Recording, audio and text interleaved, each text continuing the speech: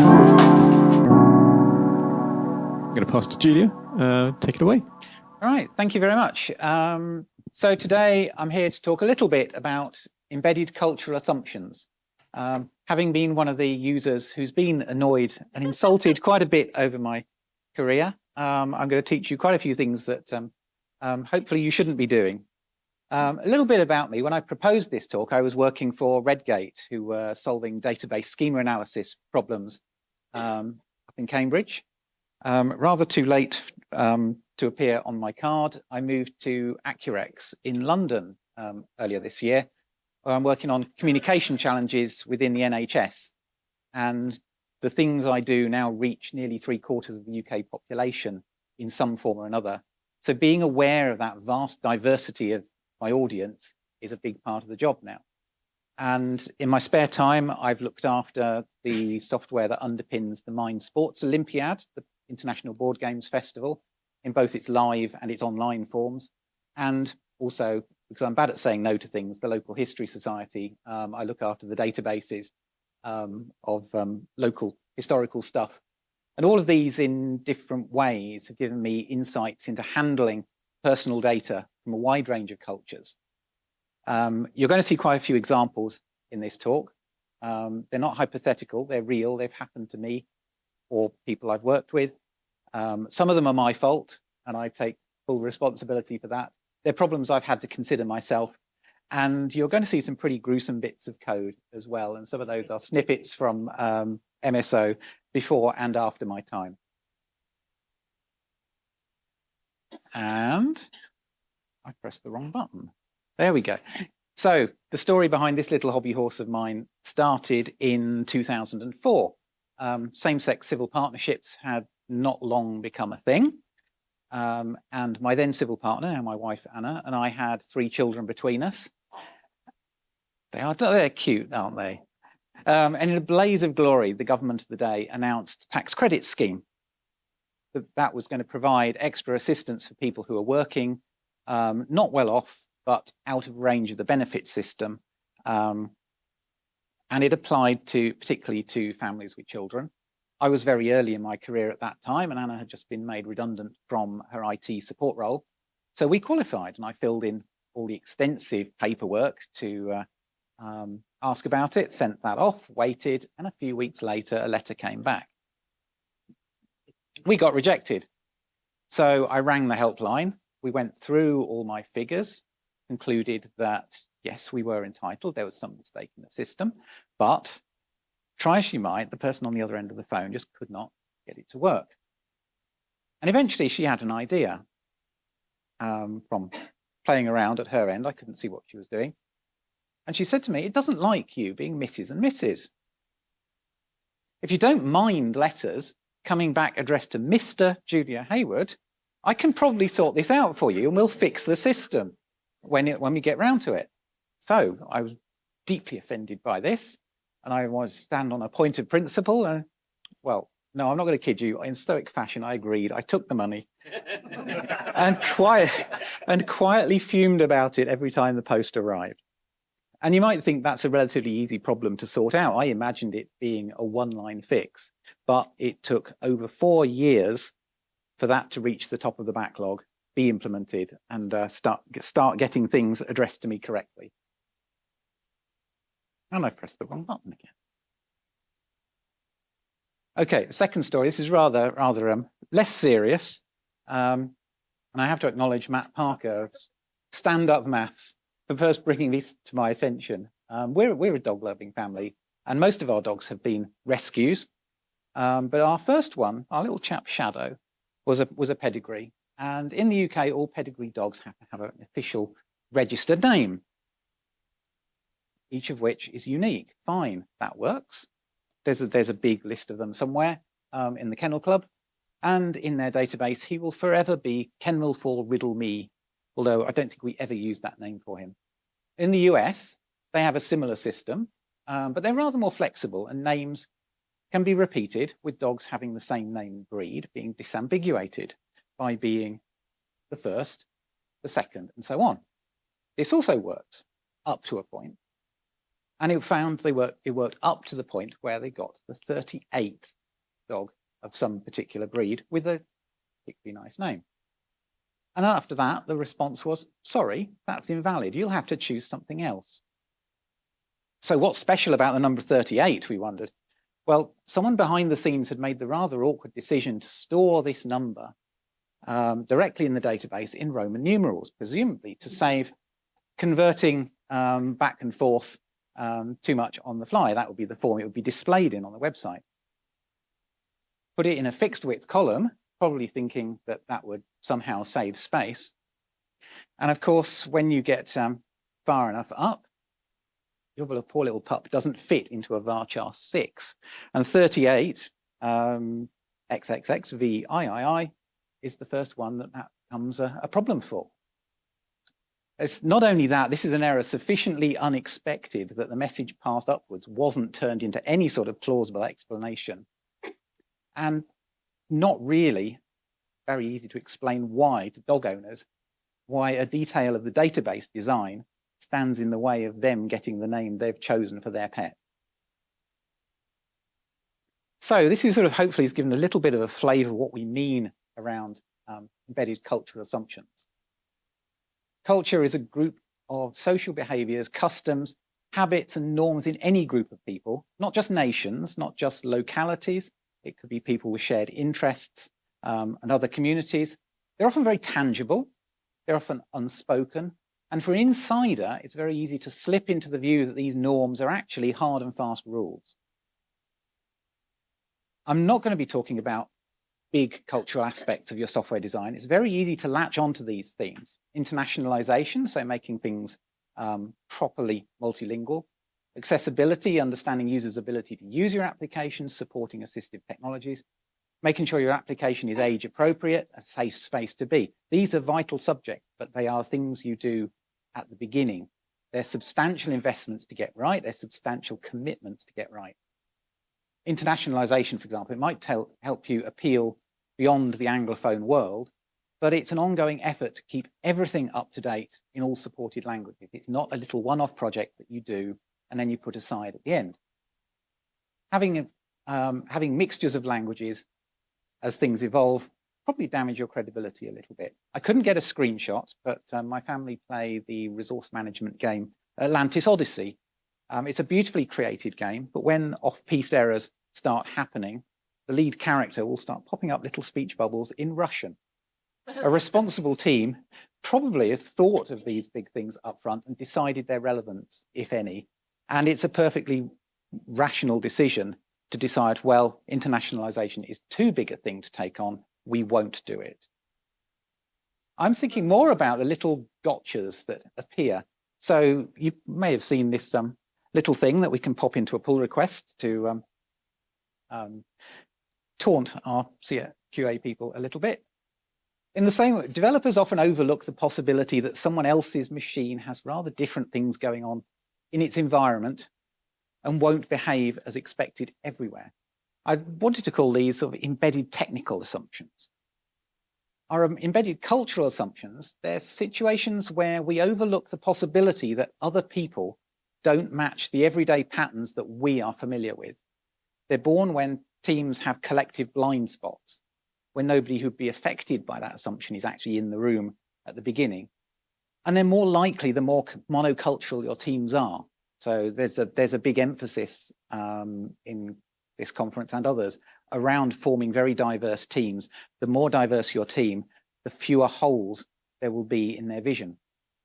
They spread by not being challenged or even noticed as systems grow and integrate. And often it takes some time for anyone to notice. They're very rarely deliberate. If we truly believe our prime directive of retrospectives, no one makes their code deliberately awkward or makes deliberately obstructive design decisions. And because they don't affect the majority, they may not affect anyone apart from a few very outliers in your audience. Fixes after the event have trouble fighting their way up the priority list when they're competing against features and bugs that affect the majority. They can creep in anywhere in our UI through overzealous validation and poor choice of controls. In logic layers, we have rules that are stale or invalid, and we make incorrect inferences out of data which doesn't match what we're trying to do exactly. Our databases, as you've seen, they can impose unintentional constraints on their subjects.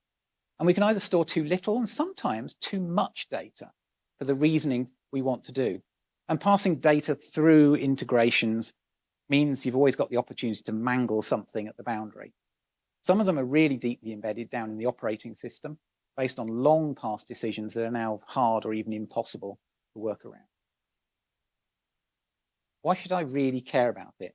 Really, we want everyone to use our software to have a good experience, keep them coming back. We may also have legal obligations not to single out particular communities. An unexpected failure may seem insignificant or even get a bit of a giggle sometimes. But imagine if there's something about you that makes you the repeated butt of the joke. And your credibility is on the line as well. As stupid software type clips proliferate on social media, everyone gets to see all the minor details that are going wrong. And really, as a summary, every time you force someone to misrepresent themselves, to do something that is not them, you're committing a microaggression. It may seem small, but they build up over time. So what's the most fundamental thing about you, in a way? Where do we start? What's the first thing you say when you're introducing yourself? Who you are? When I picked up the Mind Sports Olympiad project, this is what I found. It's not awful. I've seen definitely worse.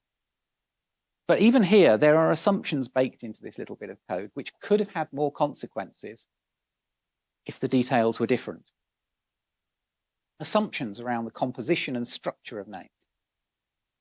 It didn't take me long, in fact, maybe 5 minutes on our Redgate Eng WTF Slack channel, to find cases where the assumptions start to stray into causing people pain and irritation. Colleagues were quite happy to share some of these examples. It's understandable you don't want to open the door to people posting denial of service style lumps of content into your database. But our developers here didn't do a check of what even a sensible upper limit would be when devising their application. In some cultures, extensive collections of family surnames are the norm, and unless you make it clear that only a familiar name is required, this sort of thing happens. It occurred to me only very recently, my daughter is now married and also has a double-barreled name at 15 symbols, and she is now moaning to me, why do you do this sort of thing to me? As if I'm responsible for every piece of software out there. And it may be that developers have misunderstood the database, or it may have been a very elderly one, but varchar columns are designed not to waste space if you don't insert up to the maximum. So you can afford to make your limits much higher than this. Next up, rather harder to explain where you go with minimums. At least in this case, they were explicit about it. Sometimes all you get is a no. Perhaps they were hoping to push people into providing a full first name rather than a contraction. But in some cultures I've mixed with, short names are very much the norm. But why have a minimum? An empty string would be invalid for a name, but there's no technical reason to do anything else. If there's a reasonable mechanism for correcting it later, if someone mistypes it or just hits return too early. I personally ran up against the second one of these on nest.com. Not only is it rather too short to fit in the box, there's no benefit to forcing a minimum. It's not like a password. A lookup attack on a set of names is going to be pretty quick in any case. And it makes the assumption that my mother's maiden name isn't the same as mine. And coming from a single parent family, that's not a valid assumption at all. Then onto this one. Well, I can't explain this one at all. Perhaps this is one for the next series of Pointless, as to finding out how many places just fall foul of this. Why? Why do we do this? So are names the right length? Next, our initial attempt at the database schema a few slides ago at least recognized that initials are optional. Too often we assume that names have the same structure as ours, two given names, a family name. And the first name is the one that's going to come out as a greeting. That certainly isn't true. My family are rather bad at using middle names. they prefer them. Could ask, how do we name ourselves so badly as a family? But it's a wider thing. Sometimes family names come first. I have Romanian friends who will flip their names either way around, depending on the formality of the situation. There may be no middle name, there may be several. And I'm going to guess, although I didn't try this one, that posting multiple middle names or posting multiple surnames is going to throw an error somehow and stop me signing up. And this takes me on to probably the greatest sin out there at all, to assume that names never stray beyond the 26 letters of the alphabet as we see it. English is a weird thing in just how few diacritics it uses. And the lack of familiarity with them means they almost always get forgotten. Started digging around, found this a pretty deep rabbit hole. It's going to be familiar to people from most European countries where there's a wide variety of accents and other marks in regular use. Prohibitions on them are a bit irregular from one site to the next. And sometimes you may get something helpful, you may not. Again, we're often in the land of seeing error messages that are just, no, can't do that. But the last example, I think, brings it home best. English letters. Letters aren't English. There are some we don't use, but there's no reason for us to assume that that we have a particular character set. We're also finding with my double-barreled daughter, there are often problems with spaces between names, hyphens, apostrophes. Again, these are things that are not seen at development time, but they will come back to bite particular people, and it's the same people being bitten over and over again. Again, I doubt these were deliberate choices. More likely they were simple defaults that worked fine for the first few test cases. When you're developing a database schema, it's probably not at the front of your mind to pick collations that will allow a wide enough choice of characters, handle them correctly in comparisons. And then you find you've gone live with V1, you've got real users in the system, and now changing it is a very thorny problem to unpick. It's not the only problem. Spaces and punctuation are fine in any collation, so the database isn't always the culprit. The blame could be a naive regex somewhere that fails all but the most basic of your inputs. And I came across a couple of errors, examples where there are validation errors even with a simple but non-standard spelling of an English name. Assuming no weird bugs, it looks like a site is validating against a list of canonical spellings. Reminds me of a school friend, Diana, who had 2 N's, who was continually being corrected by well-meaning but heavy-handed teachers. Any soon-to-be parents in the audience? Picking a canonical name will actually save your children a little bit of suffering, but it's probably not the right way to go. But some might say, why is this a problem? We all know what we actually mean, don't we? Again, this is a blind spot here, and partly for me, accustomed to English. The presence or absence of diacritic marks can change the way a word is pronounced, even its meaning. And you might not see that's a particular problem. Again, in my work with MSO, I've come across a Sean who is very fed up that people take his name to mean old guy rather than his real name. On a more serious note, suppression of local language has been a problem over centuries, and there's even conflicts have arisen out of it. The imposition of English still has overtones of colonialism. Software doesn't exist in a vacuum, though, and what you've written will almost inevitably make heavy use of other people's code, which means to some degree you're at the mercy of assumptions they've made. In the case of MSO, we'd have very frequent turnarounds around front ends.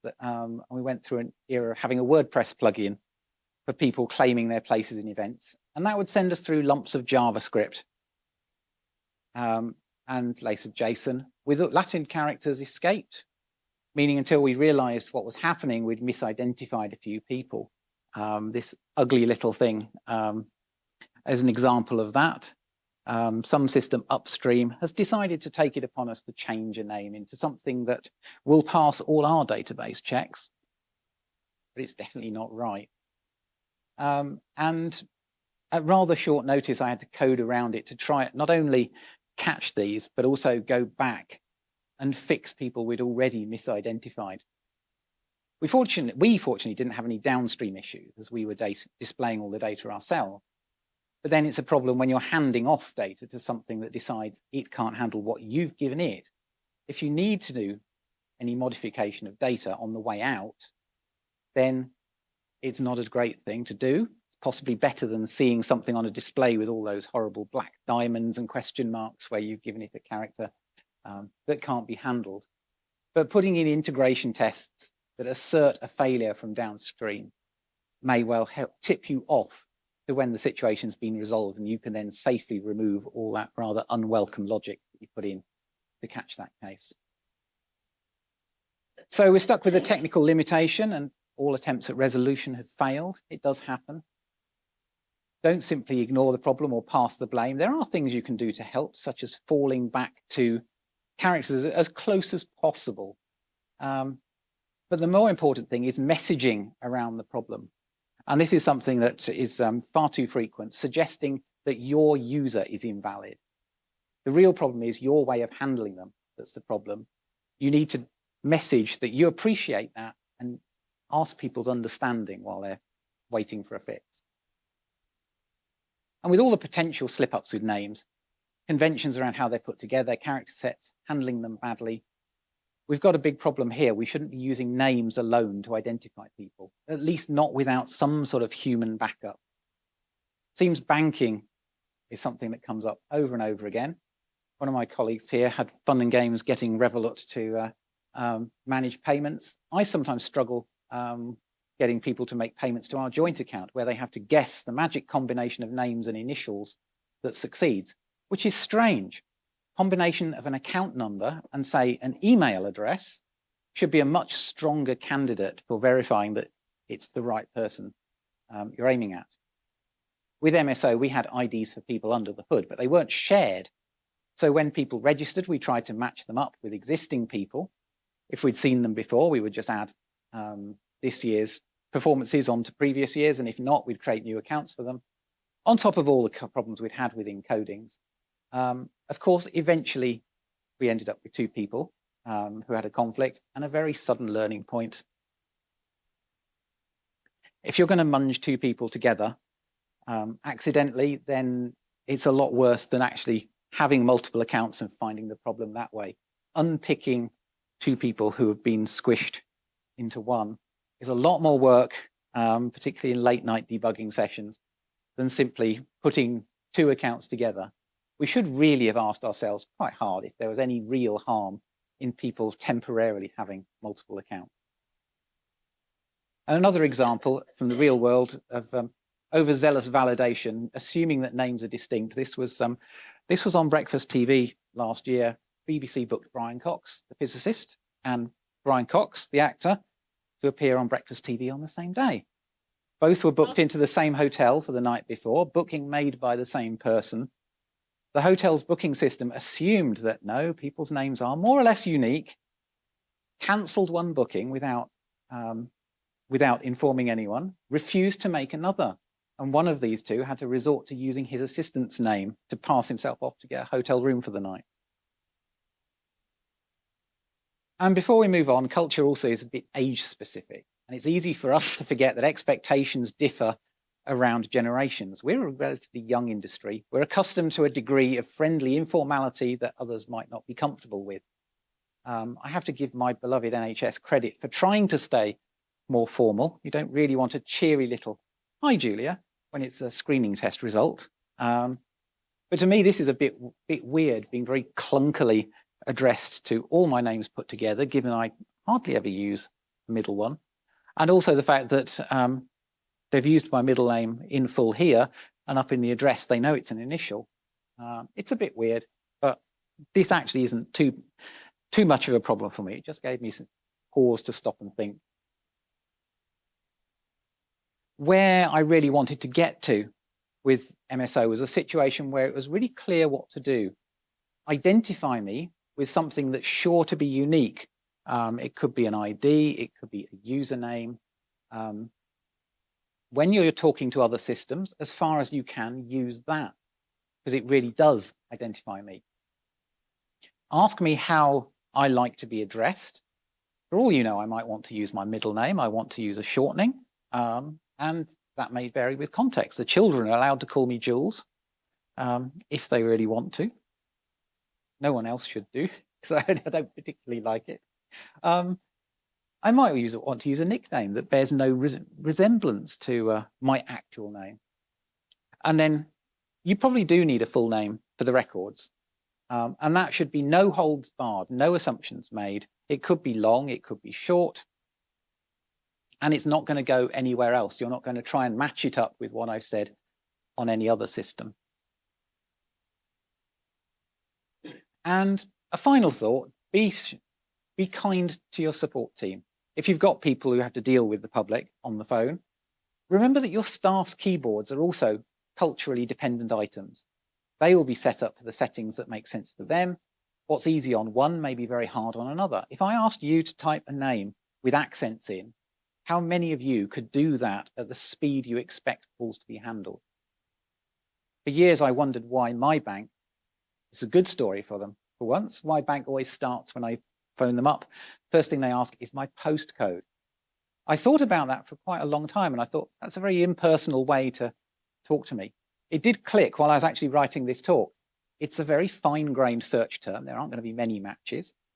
It's completely unambiguous. It's a completely clearly defined format. I'm not going to be having conversations around how do you spell that? No failed matches. That's actually quite thoughtful design. And as a side, I was delighted as an outsider going through the recruitment process at Accurex to be invited to record a little sound clip to give my name. While it's not exactly unusual, I don't think anyone would have much trouble saying my name, having seen it written. I think I'm fortunate. On the other hand, going from saying my name to text produces at least 4 pretty legitimate spellings. And growing up when services always started off with a phone call rather than a website sign up, it was pretty random which of the 4 I get unless I started spelling it unprompted or deliberately exaggerated the war part. Perhaps the future to look forward to is routinely storing both written and phonetic forms of names. So moving on, here's where we started really digging into cans of worms. You've probably worked out where this little thing is going. This was the MSO database when I took it over. First thing we did was migrate it from Access into a proper database. The old data had been very hit and miss. It had been populated occasionally. There were errors galore streaming from manual entry. And in this case, a lot of people had simply got the default. They got a 0 in this column. It didn't really matter at the time because only one person could see the file and he could quietly correct anything if he spotted someone in front of him. And also the data was only really being collected out of a strange sense of completeness at that point. Oh, that's really good reasoning. The immediate assumption, of course, is that everyone fits into this nice binary partition. We're all much more familiar these days that you shouldn't be able to make that assumption. And there's a second underlying assumption here, which is that everyone actually made a choice to have that column populated. You should at least have the option to make it clear that you don't want to say. It occurred to me that if we wanted to ask, we should set out to be inclusive. Other is perhaps not a very welcoming term, but we didn't really fancy going down the road of trying to enumerate all the possibilities, singling out ever more niche minority groups as being missed off the list. And perhaps having a free-form text field here would probably be an invitation to the trolls. So, but first, a bigger disruption happened. MSO used to have a meta event for seniors based off their date of birth. It wasn't controversial. And in the year I took the project on, they introduced a meta event for women. Again, business decision. Not sure whether I agreed with it or not. I wrote a dynamic page to surface the results as they happened, and built into that was the assumption that all women would be ranked. First thing was that this surfaced all the bad data and people immediately started pointing it out. I discovered the hard way that in some cultures, misgendering someone is not just a stupid computer moment, it's a grave affront to them, and reactions at times are really quite visceral. Perhaps the best long-term solution would have been to just make the column nullable and blat away all the existing data. But with a lot of names to go through and check, it was passed down to me to try and put together a SQL script to go through the table and automatically correct people by title. Now, we'd given people the flexibility to self-declare titles. Don't do this. And as a relatively academic field, actually, there were quite a lot of doctors, quite a few professors, one or two reverends. Unfortunately for me, I didn't fall headfirst into the next assumption that you can infer anything about gender from any of those titles, only because I've known from friends from student days who have recounted stories about being Dr. X and finding they were being assumed that that was their husband. I've even contemplated when Mrs. and Mrs. was a problem to artificially inflate myself to doctor. I never really had the guts to do it. So we had to leave all those people as pending verification. The next idea thrown over to me was to run another script to check for names that are typically gendered. Well, immediately obvious that I had no idea around any cultural conventions for non-English names, and we had plenty of those. Even had names in Cyrillic, which I couldn't make sense of at all. But even English names are quite well beyond figuring out at times. First thing that pops into my head, let's think of some which you'll always get wrong. Mandy, Shirley, Marion, anyone going to make any assumptions about those? If you guessed, you'd almost certainly be wrong. So I knew I was onto a loser at that point and just did it the hard way, nulled everyone out, and got people to verify themselves again when they were next present at the physical event. The immediate conclusion is ask, don't guess. However, we'd also fallen headfirst into another assumption, which is that having gone to all the trouble, cleaning this data, filling in the blanks the hard way, that women would actually appreciate being put into a gendered event by default. That was proven false in 2013 when we had our first protest about it, being demeaning to have women factored out into a separate event, although they hadn't complained about the seniors and juniors. And although they wanted to compete on equal terms, they didn't really want to hand back their medal from the previous year either. So let's leave that aside. Beware assuming that any identifiable group is monolithic or consistent in its views. So not wanting to conflate gender and event entries and not really having a lot of time, this was a shamefully short notice fix, which I put in just to get us through that time. And it saw us through for a decade before I got the time to go back and revisit it and hand the project on. A better solution would have been to have used my previous principle, ask up front if women want to participate in this thing rather than assuming or reacting to complaints down the line. Fortunately, the question of how to handle eligibility of non-binary individuals hadn't yet come up. I'm somewhat relieved that actually it's my successor who's going to have to worry about that one when it comes. There's a question here that revolves around trust. Of course, we were bound by the usual requirements of data security, but in opening up the option for people to self-identify as part of a small minority, we were raising the stakes for them. Could they trust us not to inadvertently out them to the world by exposing enough information that people could draw conclusions or wrong conclusions? And conversely, could they trust us not to start drawing inferences from self-identifying as part of the none of your business group? We'll never know how many people actually answered honestly. The option to go stealth as part of a majority group might just be being the lesser of two evils for some of them. And so another can of worms. In its early years, MSO was exclusively held in London and was dominated by British players simply because the effort of travel compared to the rewards was so high. We did have a couple of arrangements with overseas schools, one in Spain, one in South Korea, to send teams of gifted teenagers.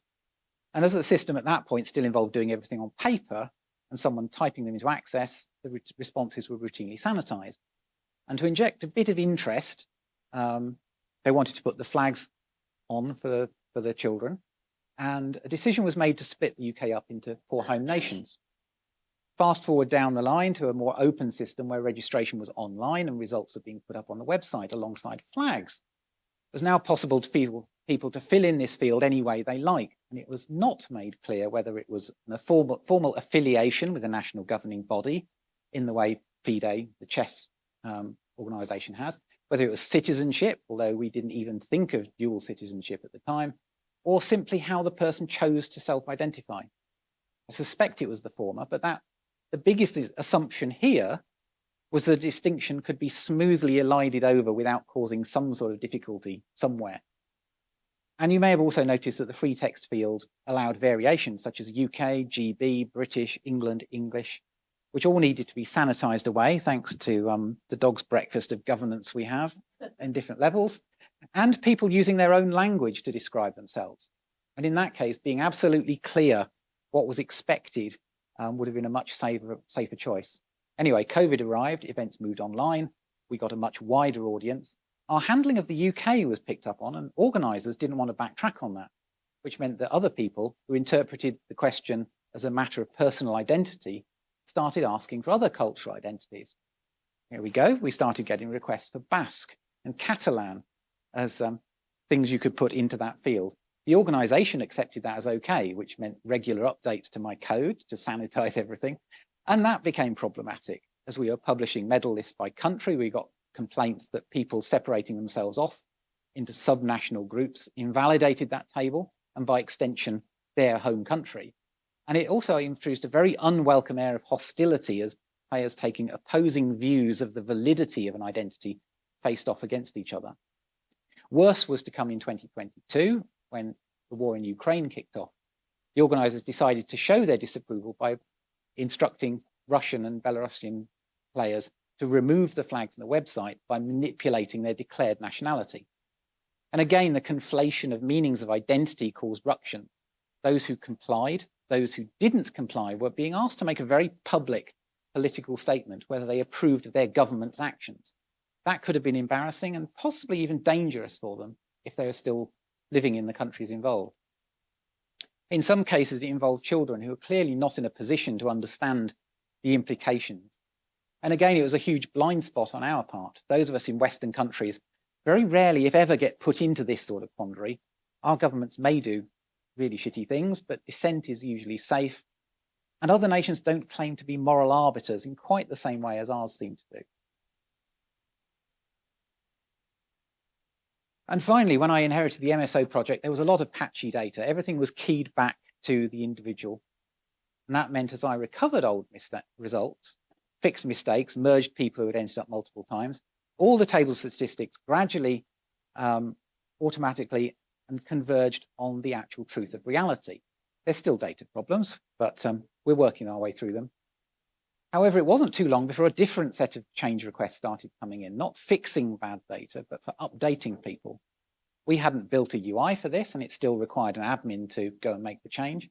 People married and changed their names. One individual transitioned and had their gender marker changed. People changed nationality either as a result of resettling elsewhere, or sometimes as a result of a political point-making exercise. At that point, we realized our data model made a sweeping assumption that all changes to the present carry uniformly back to the past. I considered temporal tables in the database, linking things to particular points in time. But doing that uniformly also has its problems. It's quite clear that a name change should propagate back, not least for our transitioning contestants, showing that a dead name would be a serious insult to them and cause distress.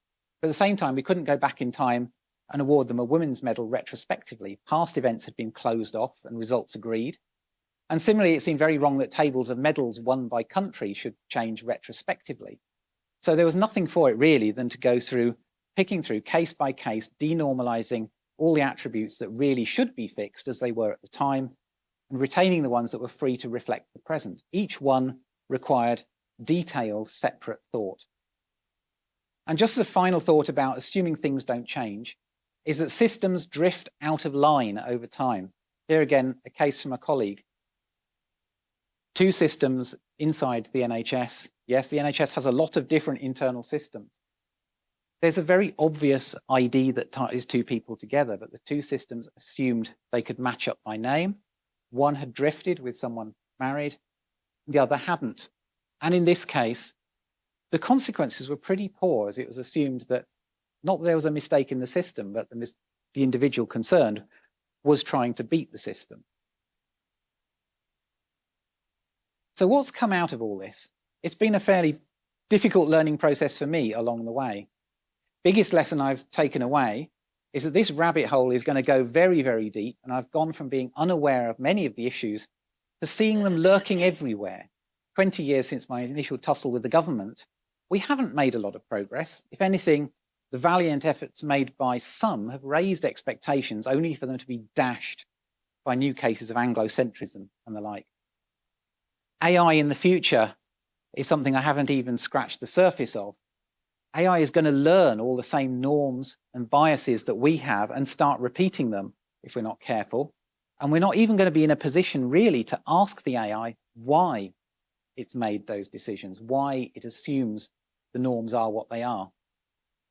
If I want to stick with some fairly broad principles that have applied everywhere, understand why you validate your data, what rules really are acting to give you value, to protect against abuse, which ones are arbitrary, which ones are designed for your technical convenience, and which ones are just outdated and lurking away because there's no test to reveal that they're still there. Understand what data you really need. Don't ask for too much just in case. Don't ask easy questions, hoping to infer the answer to a more difficult question, a more sensitive question behind it. You won't always get honest answers, or indeed any answers, and that also depends on how far you've gone to win people's trust in you. Depersonalize identifiers, use account numbers, usernames and the like. They're immutable, culture-free and unambiguous.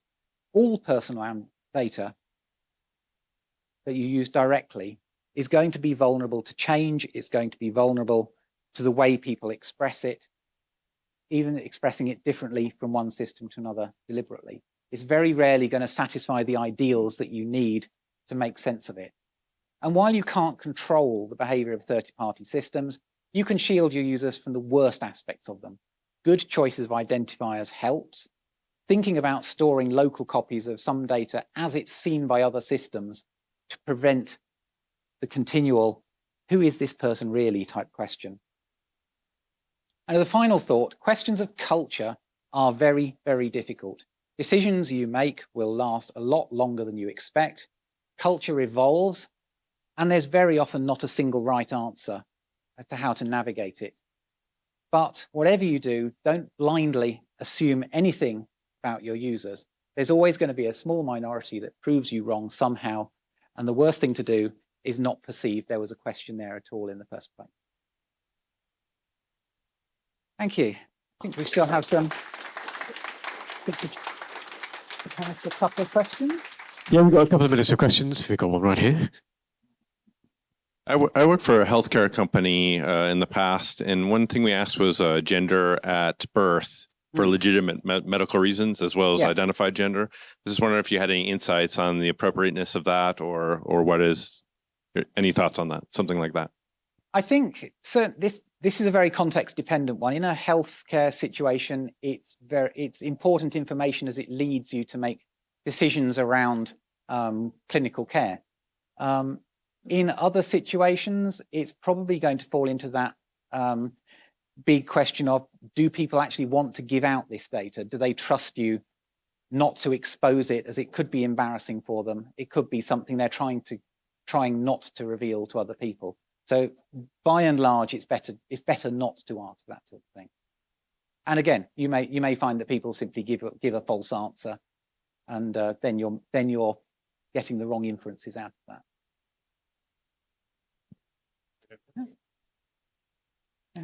Wonderful. Why, oh why, do so many places ask for a title as a mandatory field? Why? I just want to know. I can't really answer that. I think there's an assumption that because it's so pervasive throughout culture, that particularly our culture, that it just must be a thing. And this is the theme we keep coming back to. It's because we don't find people challenging us that sometimes titles aren't used, and sometimes people have titles that aren't in our recognition of normal ones, or normal in any reasonable sense. And people may use different titles from one place to another. It's not something attached to a person in quite the same way. Any more questions? Here we go.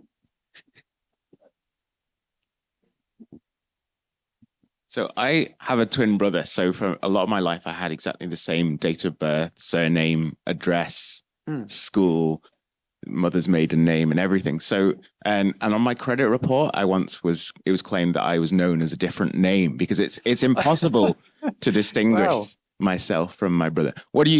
How can you handle that situation where it's genuinely impossible to determine if such an overlap of data is distinct individuals or a case of fraud or an error, when you despite collecting all the data, you can't distinguish what's going on? I think at a very broad level, you've got a different name to your brother. Yes, you have to trust people to some degree that they know who they are, and if you're saying that two people must be the same because even though they've got different first names, that's quite a big assumption. It might be different if the two are you're faced with two records where one is of slight variation on the other, say a different spelling or a contraction, and there's an error in there somewhere. But it all comes back to this idea as a name. A name is on its own is not an identifier, and perhaps something, some identifier given out when it is quite obvious that it's the two of you together might work. It's difficult, but yes, systems do leap to that assumption that if enough things match up, it's one person, and that's not a valid assumption. It's dangerous to make it an assumption in either direction. Yeah, 100% reiterate that. Like looking at university data sets, you often find students, especially Asian students, that have exactly the same name as one another, and they're taking the same course, and they might even be in the same class, but they are definitely two different people. Yeah, but then you sometimes find in different systems, they've anglicized their name in one place and not in another, and now you've got the opposite problem. You've got one individual represented in two ways. Yeah, but it's a very difficult question, and I say it's a lot of, there are no absolutely right answers, but you have to be aware that there are always some assumptions baked into the system, and you've got to try and work around them as best you can. Right. I think one last question, if we have another one. Yeah.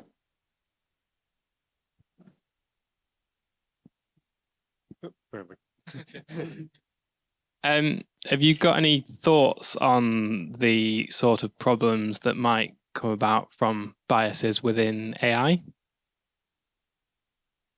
I think these are some of these things we're only going to find out the hard way. If AI, I think where the hardest things are going to be are where AI just sees patterns. It sees the way people talk, the way they structure the information about themselves. If it's not got a great visibility of people who don't conform to the norm, it's got no way of knowing that the norm is ever broken. I think I'm not looking forward to coming back in 4 years' time or whatever when I've got a lot of evidence around it. But I think the hardest thing around AI is it being such a black box. It's looking at correlations and connections between pieces of information, but it's not able to tell you its reasoning. It's only sort of a statistical thing. So you can't interrogate it as to why it does what it does. Thank you.